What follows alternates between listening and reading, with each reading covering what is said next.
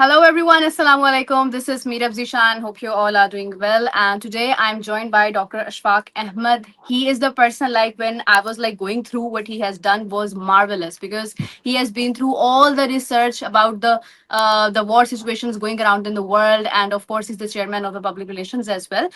So Dr. Ashfaq, hope you're doing well. Thank you so much for having me, Miss Meera. Okay, so right now in Pakistan, of course, we have faced the war situations against India last year. But when we talk about this year, and of course, adding a few months with Afghanistan, the tensions between Pakistan and Afghanistan, they are like unstoppable. And we have seen always Afghanistan making the first move. Whenever there is any situation, we tell them something to do it peacefully, but we get the response that is very forceful.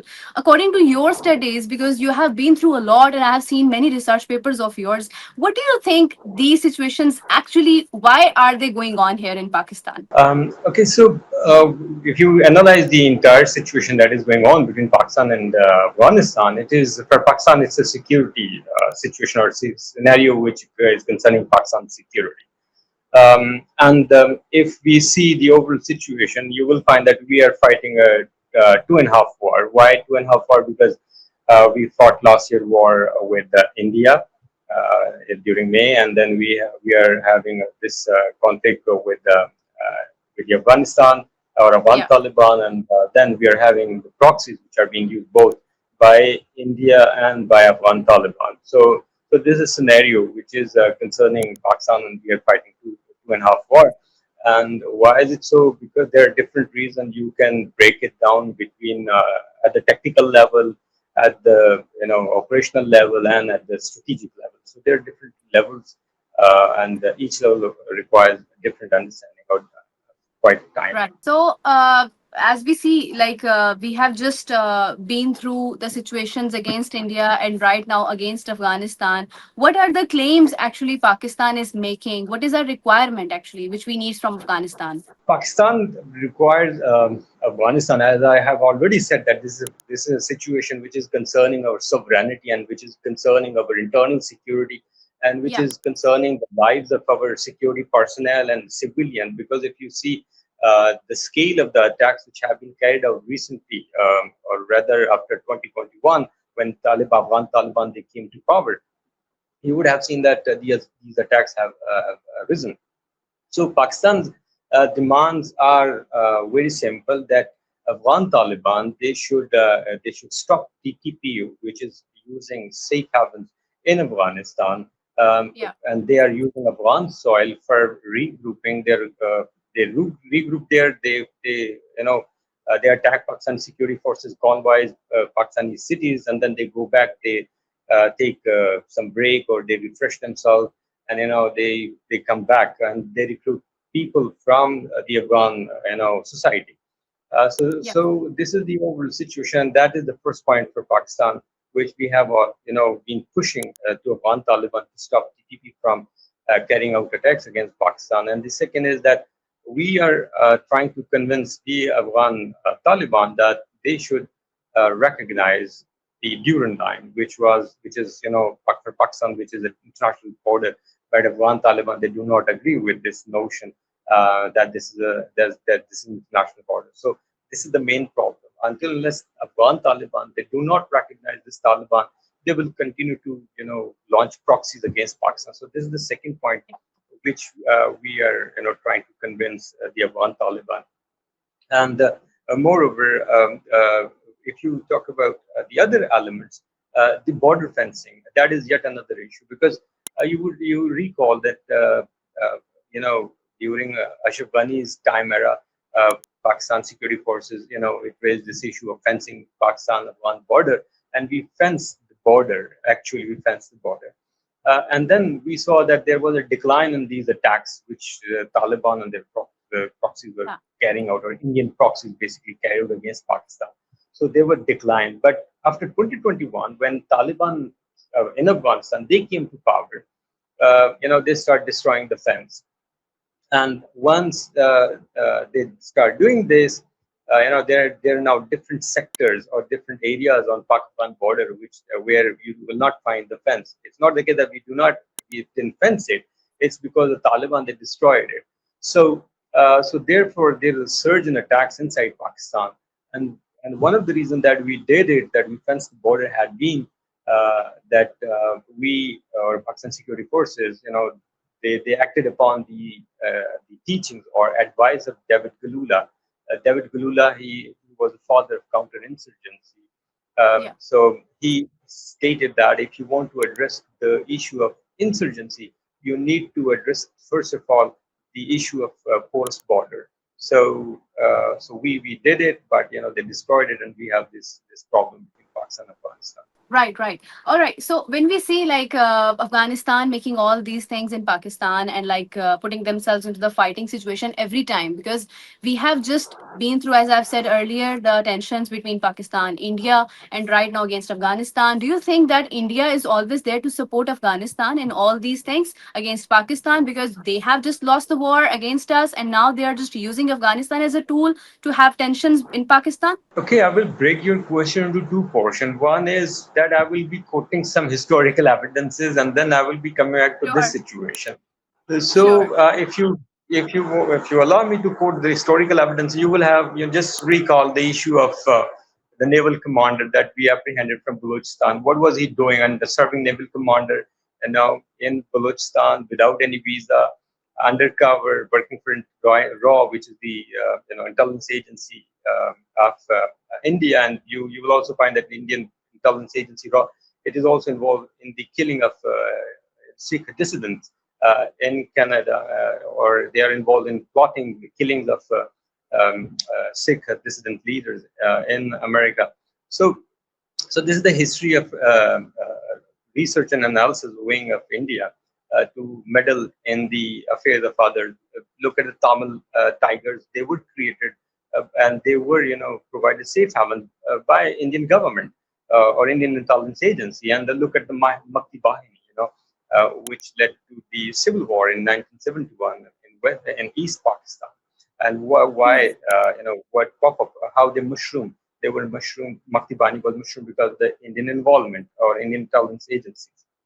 So, so these are some historical evidences you can find it. And I as got far as the current situation is concerned, when ISAF forces won in Afghanistan and Pakistan security forces is launched operation in South and North Waziristan, Pakistan security forces they recovered Indian medicines from the caves of the terrorists, Indian currency, Indian ammunition, and now recently we had this Bunyanum Marsus, Operation Bunyanum Marsus against India, against the Operation Sindoor.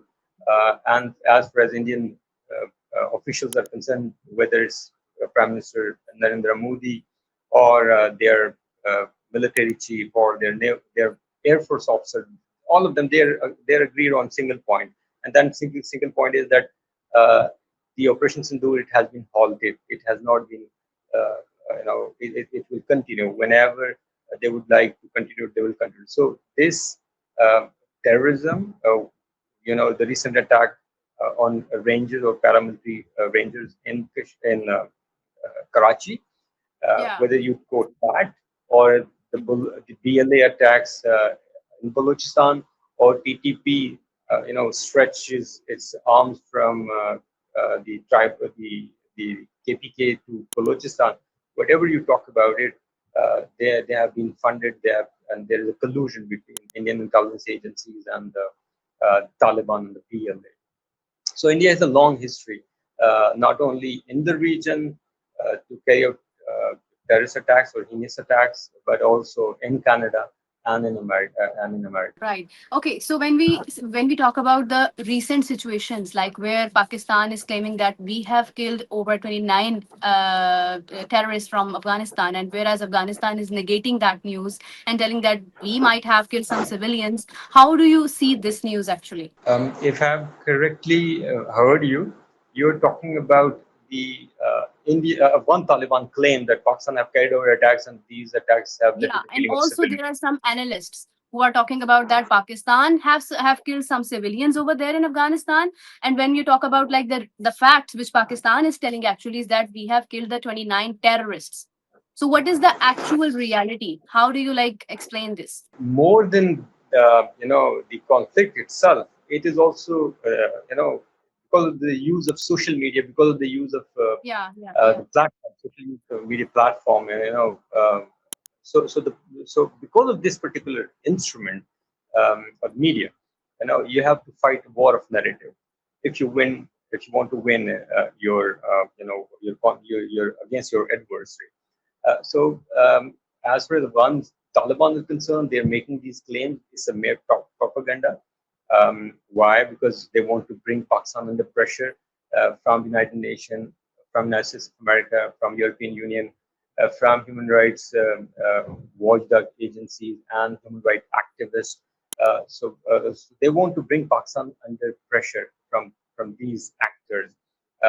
They want to pressure Pakistan that Pakistan is committing war crimes or Pakistan is involved in human rights violations. So this is a war of narrative, and this can be explained or this can be understood from the lens of cognitive theory. Because according to cognitive theory, you have to frame the minds of your audience. And Afghan Taliban, they have two different audiences. One is the domestic population in Afghanistan, uh, that which they frame their minds so that they can recruit more terrorists and they can launch more terrorist attacks inside Pakistan or against Pakistan security forces or Pakistani cities or the urban areas. So that is the first audience they're trying to focus on. And the second audience is international community, which I have already talked about or highlighted that they want to bring Pakistan under pressure under the pretext that Pakistan is committing in a human rights violation. It is Yeah. committing war crimes.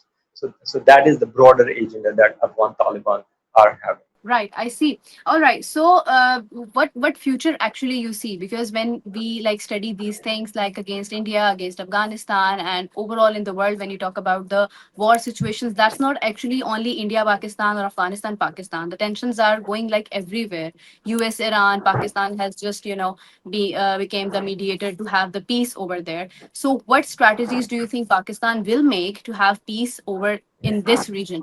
Pakistan is applying its foreign policy, which we now call minilateralism, because Pakistan geographically is a small state, um, and when small state like we have different example. We have the example of Azerbaijan. Azerbaijan is much smaller state than Yeah. Pakistan, and we have Qatar. So when such countries they try to pursue their foreign policy in order to mediate between two different warring factions.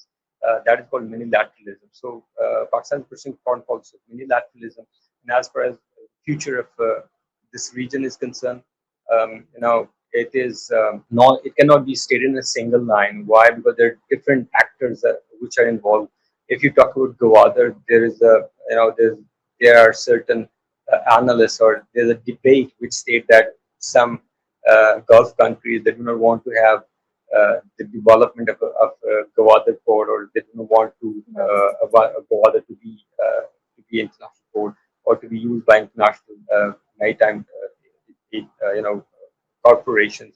And then we have the example of Karachi that whatever lawlessness, sometimes we have this, target killing or such incidents. So again, some analysts they bring this element of certain Gulf countries and that they are involved. They do not want the Karachi to prosper because their markets they will be it their Yeah. economic interest will be so that is one aspect. So and the second aspect is that um, our eastern neighbor India, its intelligence agency, I have already talked about its involvement in Sri Lanka, the terrorism or the Tamil tigers. They were raised, they were they were nurtured, they were trained, they were equipped by Indian intelligence agency. Then I have already talked about twice. I've talked about the raw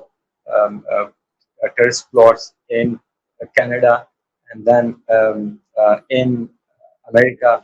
So So the point I'm trying to make is that Indian intelligence agencies is also involved, and moreover, Afghan Taliban are also there. Um, there are some reports by United Nations Department of Defense. And in its report has stated that there is a presence of Jamaatul Ahrar, ISK Khorasan province in Afghanistan. Then Jandullah is there. Uh, Al Qaeda in Arabian Peninsula or in subcontinent. It is also present in Afghanistan. Yeah. United Nations has its organ or its so according to United Nations report, there are at least 43,000 terrorists, foreign terrorists or transnational terrorists. They have their presence in Afghanistan, and moreover, General Arik. He was the CENTCOM chief back in 2024. In a testimony before U.S. Congress, he stated that ISK or Islamic State of Khorasan province, it is present in Afghanistan and is a threat to U.S. allies. And then U.S. Center for Counter Terrorism, it has also mentioned in its report the presence of transnational terrorists in Afghanistan. So Afghan soil, it has become at least a launching pad of terrorist attacks against Pakistan. So this is the situation which we see. And as far as the future is concerned, for Pakistan, unfortunately, Afghan Taliban, since they are not accepting the Duran line, until unless they Yeah. do not accept that Duran line is internationally recognized border between Pakistan and Afghanistan, they will not stop their heinous attacks against Pakistan, and there will be collusion. There will always be a collusion between Afghanistan and India, our eastern border, eastern neighbor. So this is so for Pakistan. I see some hard time. Yeah, and honestly, can you tell me that how do you see Pakistan, like this era of Pakistan? Because we have been through, like when we talk about the past, there were so many situations handled by Pakistan, and when you see this time, like as Sayyid Asim Munir, Field Marshal, have just given his input towards everything, and on the other side, like when we see that this party, Fitna al Khawarij, doing all that stuff, do you think that it has actually does it have a body, at least when we talk about that? Because there is no like motive or no like personal interest in that. So when you see Pakistan in this era, like how do you see Pakistan moving on? And then when you see the party of this Afghanistan Taliban, Taliban, when we say Tehreek Taliban Pakistan, is no more that actually. So how strong do you think it is, and what is the end do you see it will be? As for the collusion between Afghan Taliban, TTP, and India is concerned, it will remain there. Why? Because the main sticking point, the territorial issue. Because whenever we start fencing the Pakistan-Afghanistan border, in the light of David Kalula's that to address the issue of porous border, Afghan Taliban, this you would have heard the report that they start firing on Pakistan security forces, Yeah. and the pretext that this is the violation of their territory. So they do not understand that they are basically part of the problem by not recognizing the international border. And the interesting fact is that Afghanistan was the only country in United Nations which voted against the membership of Pakistan to United Nations. Uh, so so that is, and then in 1963, if I'm not wrong, um, Prime Minister Daud Khan, he launched a military attack against Pakistan to capture Bajor by force, and that attack was repelled by our security forces. And the other main problem is the Kashmir issue. So, and Kashmir issue, we do not see that in the near Yeah. future that it will be resolved. So again, a territorial problem with India. So both these neighbors, they have joined hands or there's a collusion between them. In this era, we have to not only we have to focus on kinetic operation at the tactical level. We have to, as I said earlier, that uh, we have to counter their war of narrative which Afghan Taliban and India have launched against us. And India, they have launched this war of narrative not only on international forum. Well, if you recall, Prime Minister Narendra Modi, he's stated that he will isolate Pakistan, and the recent comments by um, their Dr. Jaishankar, their Minister for External Affairs, he issued such a statement, which a diplomat or a seasoned politician or a seasoned diplomat can never issue. When Pakistan was mediating between the United States of America and Iran Yes. on the other hand. So until unless these two border disputes are resolved, I don't think that we will have to focus on kinetic operation.